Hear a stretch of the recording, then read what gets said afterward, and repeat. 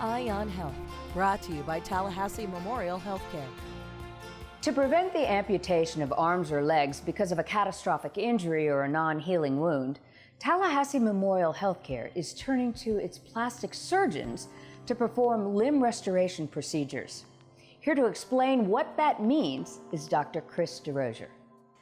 Dr. DeRosier, what does a plastic surgeon have to do with limb restoration?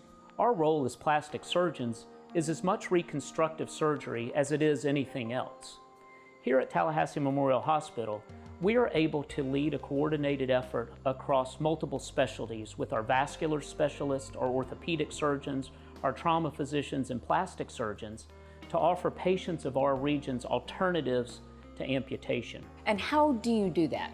My role in this is reconstructive in that I'm able to take tissue from other areas of the body or in the region and transfer these down to the wounds, sometimes using microsurgical techniques. What's a microsurgical technique involved?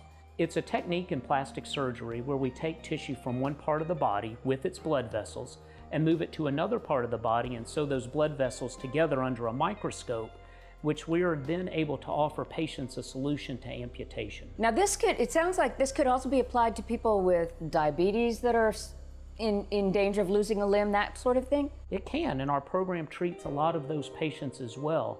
We're very proud of our program as we're the only center in the region that's able to offer this comprehensive capability.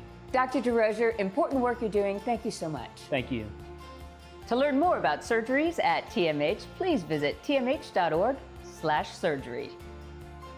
Eye on Health, brought to you by Tallahassee Memorial Healthcare, your hospital for life.